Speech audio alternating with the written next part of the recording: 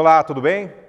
Vamos para mais uma aula de Geografia. Eu sou o professor João Paulo Biazin Capelari e vamos trabalhar hoje com relação aos setores da economia, principalmente o setor primário.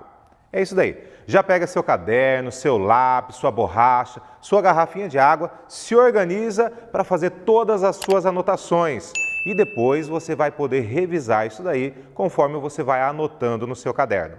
Vamos lá então? Olha só, o setor primário, como o nome já diz, é o primeiro dos três setores principais da economia, aonde nós podemos identificar que este setor é responsável pela retirada ou produção dos primeiros itens a irem e chegarem até você, exatamente o consumidor final, aquilo que nós adquirimos. Então vamos falar sobre eles, onde nós temos essa produção e extração. Produção da agricultura, da pecuária e o extrativismo. E vamos falar sobre isso daí. Vai anotando, marca aí, tá bom? Produção e extração. E vamos entender como isso funciona, como são essas formas de produções, para poder anotar, para poder perceber esse funcionamento e você conseguir ter uma compreensão muito mais fácil, porque geografia é fácil, depende do seu olhar, tá joia? Olha só, nós temos aqui a questão da pecuária. Dois formatos principais da pecuária para poder ter essa produção, para chegar o alimento até você. E a pecuária pode ser extensiva ou intensiva. Poxa, professor, esse nome extensivo, intensivo, como que eu posso entender isso daí? Bem fácil. Olha que interessante. Quando falamos da pecuária extensiva, significa que precisamos de uma extensão territorial um pouco maior para poder conseguir ter essa produção. Então, aquele gado que você já viu em algumas reportagens, imagens, ou você foi até alguma fazenda e viu aquele gado sendo criado solto, pastando, que ele tem que caminhar para poder pastar, para comer, buscar a água que ele vai tomar e assim por diante, é a pecuária extensiva, exatamente. Grandes propriedades para o gado poder caminhar e buscar sua alimentação. Atividade da pecuária extensiva. E a intensiva, professor? Opa, a intensiva é um pouquinho diferente. É onde tem um formato um pouco mais específico. A pecuária intensiva, o gado é criado em currais fechados, em galpões, aonde ele vai receber alimentação. É mais fácil fazer um manuseio desses animais para poder tratar, para vacinar, para cuidar desses animais. E logo, a produtividade, ou seja, essa criação, ela é mais rápida.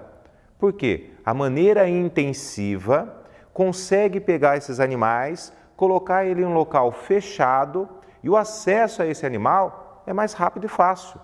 Logo, a produtividade é mais rápida também. Então, essa é a diferença principal entre pecuária extensiva e pecuária intensiva. O gado é criado solto. Para buscar o gado, para vacinar, tem que ir lá no pasto, tem que pegar o rebanho, trazer até o curral, fazer a vacinação e depois solta o gado novamente, faz todas as anotações. Demora mais tempo, não é verdade? Enquanto, se o gado está já dentro de um galpão fechado e você tem o acesso mais rápido, o tratamento, o cuidado, a produtividade é mais rápida também. Então, essa é a diferença principal entre a pecuária extensiva e a pecuária intensiva. Aí eu pergunto para você, que está anotando tudo, qual das duas tem uma produtividade mais significativa? Pensa aí, consegue identificar? A pecuária intensiva, exato. Ela tem um resultado mais significativo, aonde o controle também é mais significativo. Usa mais tecnologia e assim por diante, tá bom? Vamos falar agora da agricultura. Tá anotando aí, não tá? Tá tudo marcadinho, hein? Agricultura agora. A agricultura também tem dois formatos. Você já sabe o que é agricultura, não é? Aonde o produtor rural planta semente, prepara a terra Para vir essa produção, tem que esperar a germinação, o tempo de maturação da planta, para depois fazer a colheita. Mas tem dois formatos bem simples de entender. Assim como nós falamos da pecuária, a agricultura tem dois formatos também. E você vai ter a agricultura familiar e uma agricultura comercial, tá? Então você vai entender essa diferença. O nome já ajuda você a compreender com mais facilidade. A agricultura familiar, onde os trabalhadores, de modo principal, é a família.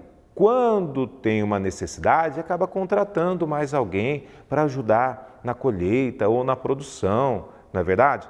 Mas a agricultura familiar, a base dela é a família. Então, é uma produção menor, onde tem uma tecnologia mais rudimentar, onde essa produção é para o mercado interno, ou seja, primeiro atendendo a família e o excedente, aquela produção que sobra depois que atende a família ali, ele vai comercializar, não é verdade? Dentro do mercado interno, ou no município, no estado, no próprio país, tá? O mercado interno. E a agricultura comercial já é diferente. Vamos ver essa diferença. É para o comércio externo, principalmente. São grandes propriedades rurais, onde você vê a monocultura. Como assim monocultura, professor? O que é isso? A produção de um único item. Um exemplo muito fácil de você perceber: soja, produção de soja. Exatamente, você pode chegar numa fazenda ou alguma reportagem que você já viu e tem aquela fazenda imensa, aquela grande propriedade plantando apenas soja. Poxa, professor, aquela imensidão de terras plantando um único produto? Exato.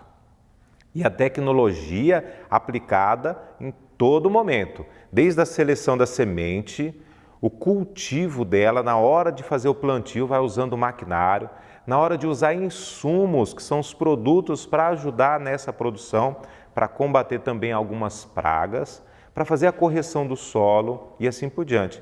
E a colheita, maquinário, equipamento, tecnologia de ponta a todo momento.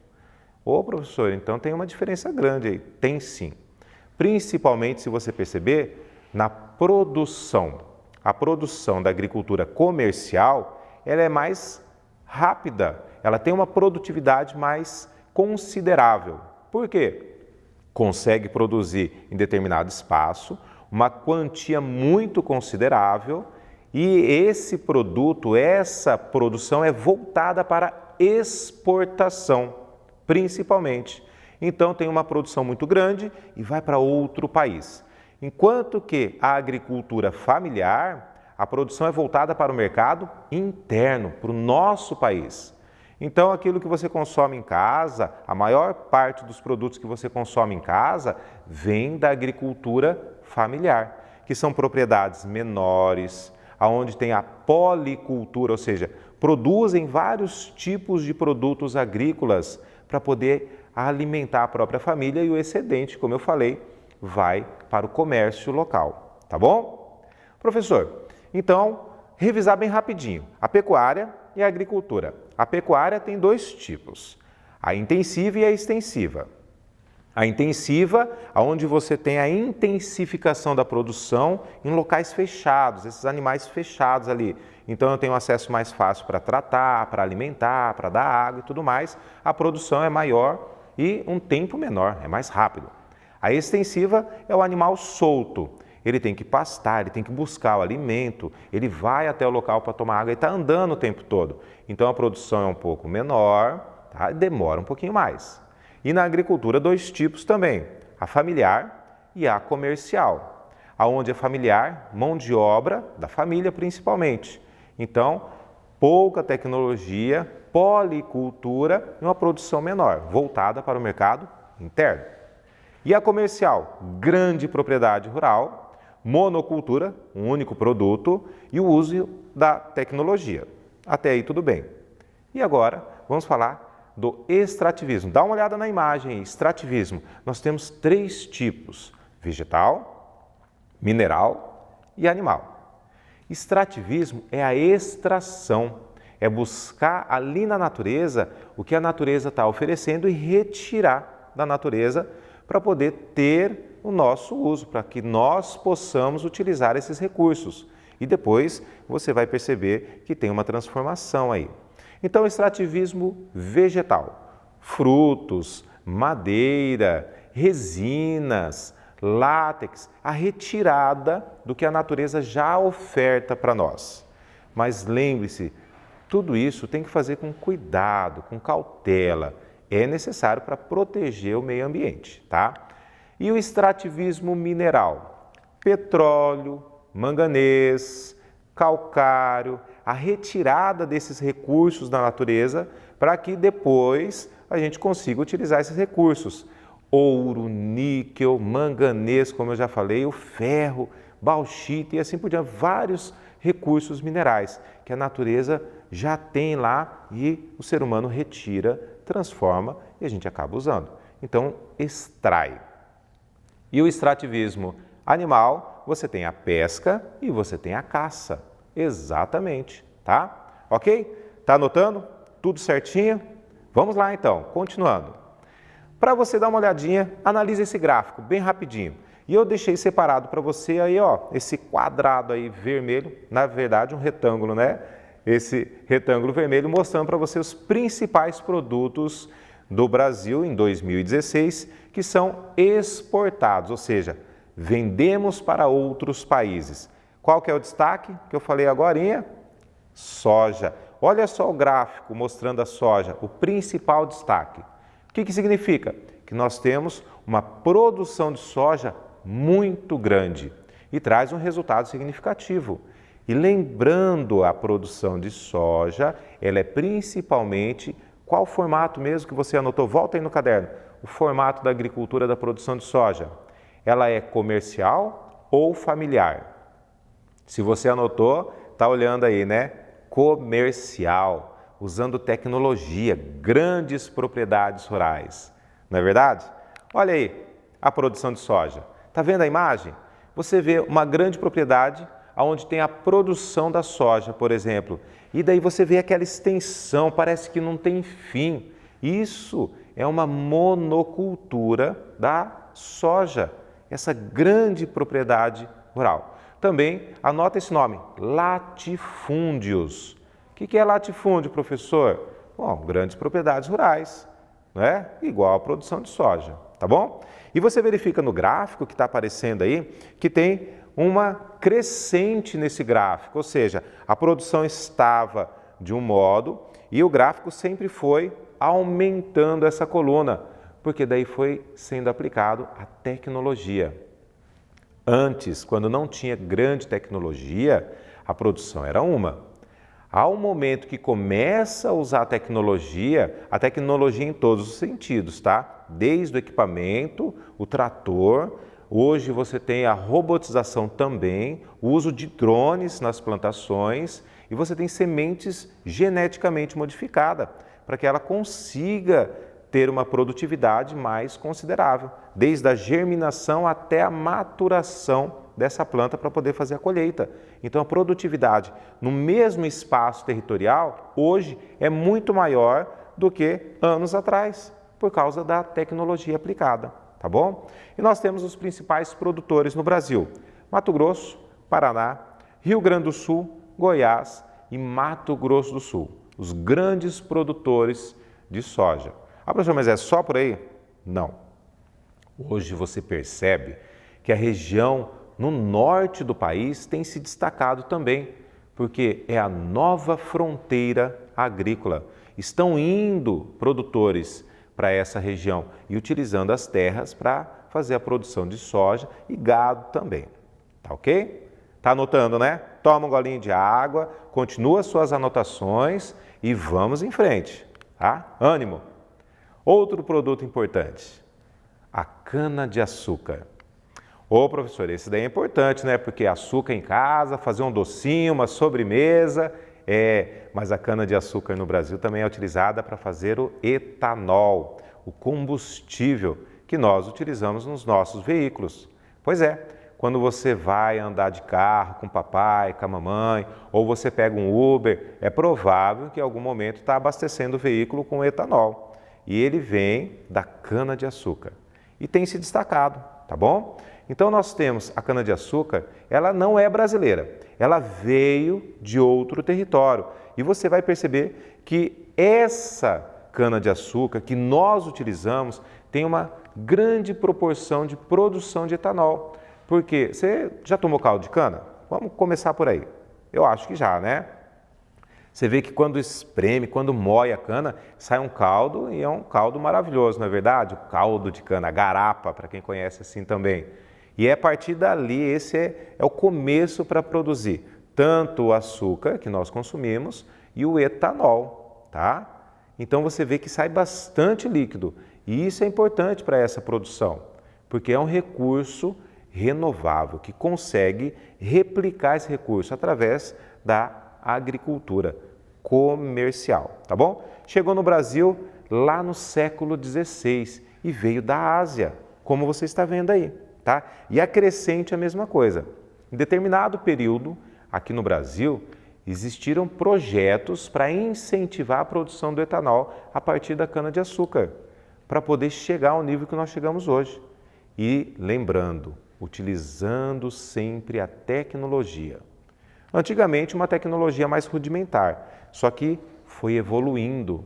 Tanto é que hoje, a colheita da cana-de-açúcar, na maior parte do nosso território brasileiro, ela é mecanizada. Antigamente, era braçal. Pois é, tinha que contratar muitas pessoas para poder colher a cana. Hoje, ela está mecanizada. Então, é mais rápido, né? A retirada e depois o replantio, tá bom? Vamos lá, continuando. Então você já sabe de onde que vem o açúcar que está na sua casa, o etanol que abastece o carro, não é? Ainda bem, vai anotando aí. Toma mais uma aguinha, relaxa, se organiza. E olha só, o rebanho bovino. Pois é, aquele churrasquinho que você gosta, aquele hambúrguer, não é verdade? Às vezes você faz aquele estrogonofe ali. Nós somos grandes produtores da carne bovina, ou seja, o nosso rebanho bovino, ele veio evoluindo com a tecnologia e aumentando essa produção. Dá uma olhada no gráfico aí, essa evolução, ela foi sendo gradativa, tá bom? E nós temos aí de 1976 até 2016. Já dá para perceber esse aumento considerável. E nós somos grandes exportadores dessa carne, dessa produção do rebanho bovino que nós temos aí. É importante. E para você perceber, se você for até o supermercado junto com o papai e com a mamãe, ou se você mesmo vai lá no mercado fazer uma compra, você tem hoje a tecnologia até na hora dessa compra, porque na etiqueta você já tem a opção de escolher uma carne rastreada, aonde você vai encontrar quem é que produziu, qual foi o caminho que teve até chegar ali na prateleira, até chegar ali aonde você está consumindo. Ou seja, uma tecnologia que mostra esse rastreamento de todo o processo da produção lá do campo até chegar ao consumidor. Isso traz garantias, traz para você mais segurança. É a tecnologia. Então a tecnologia não está só lá no campo, ou na produção, na indústria e tudo mais, mas está do começo ao fim. Isso é importante, é segurança para todos nós que consumimos essa mercadoria. E um detalhe importante, você já deve ter ouvido falar, alguma reportagem, mostrando que a região da Amazônia está sendo uma região opcional, aonde os pecuaristas estão indo para criar gado. Exatamente. Como você faz essa produção? Retirando a cobertura vegetal. Infelizmente, tem que retirar a cobertura vegetal e vir com a criação do gado, tá certo? Ah, mas pode isso? Não pode? Existe toda uma legislação, toda uma organização para isso, tá? Mas você percebe, se está chegando até essa região, a necessidade de aumentar a produtividade, tá? Lembrando, a pecuária também tem dois formatos, a intensiva e a extensiva. Professor, qual é a melhor? Depende, tá? Mas depende do quê? Depende de quanto aquele produtor rural quer investir ou tem a capacidade de investimento. Porque a intensiva, o investimento é muito maior. A extensiva, o investimento é menor, tá bom? E os resultados? A intensiva traz um resultado muito mais rápido e eficaz, tá bom? Aí depende do produtor rural e dos incentivos que ele vai ter, das condições e assim por diante, tá bom? Vamos lá. Bom, você percebe que todo esse processo vai trazer para você e para mim resultados, que é a mercadoria que a gente consome. Mas tem algumas mercadorias que nós temos e ela não veio ali da agricultura ou da pecuária, mas ela veio da onde? Do extrativismo. Teve que fazer a extração de algum recurso para que essa mercadoria tivesse ali em casa, chegasse para mim, para que eu pudesse comprar essa mercadoria. E através do extrativismo. O extrativismo se destaca aqui no Brasil a extração do ferro, por exemplo, tá? Bom, para quem é do Mato Grosso do Sul, conhece Corumbá e tudo mais, a gente tem extração de manganês ali, no Mato Grosso do Sul, Corumbá, extração de manganês. E o manganês também tem uma concentração de ferro para poder ter a produção mais tarde, né? Extrai e daí vai para a indústria para fazer uma produção do ferro, tá? E você consegue perceber isso daí. Professor, eu nunca vi um local de extração, de extrativismo. Porque nós temos um local menor, uma extração dentro do território brasileiro, considerando a extensão territorial do Brasil, uma porção de 0,6%, tá? Desse total, nós temos uma porção pequena de extração. Mas o extrativismo tem que ser muito bem pensado, organizado, projetado, para não acontecer alguns problemas, como nós já vimos em algumas reportagens, não é verdade? Aqui no Brasil e até fora do Brasil você já deve ter visto, mas no Brasil você já viu algum problema com relação à extração de minério de ferro. Por quê? Sempre vai ter resíduos, né? Rejeitos, falamos assim. Mas perceba aqui no gráfico, a maior parte da extração que nós temos é o minério de ferro. E o outro destaque, ouro, tá vendo? Então, quando falamos do extrativismo, não pense só no ferro e não só no ouro também, mas você tem carvão, tem petróleo, tem gás natural, tem níquel, bauxita e assim por diante, tá? Mas você tem que lembrar que o extrativismo é a retirada do que já tem na natureza, tá bom? Isso mesmo. Está fazendo suas anotações, está se organizando, você pode fazer um organograma, um mapa mental, um esquema no seu caderno para você colocar o assunto principal e ir puxando aí as outras informações para você se organizar da melhor forma para você. Fez uma vez, eu não gostei muito, professor. Faz de novo. Pode organizar em tópicos, pode fazer pergunta e colocar resposta. A melhor forma para você se organizar. Isso que é importante, porque é você que vai estar lendo o caderno, tá joia? É isso daí, minha moçada, meus garotos, meninas, meninos, jovens e assim por diante.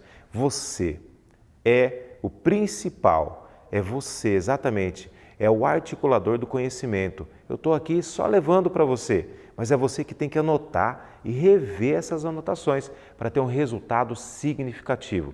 Então foi isso daí. Falamos hoje sobre o setor primário, exatamente os setores da economia, o setor primário. Até a próxima aula. Tchau, tchau!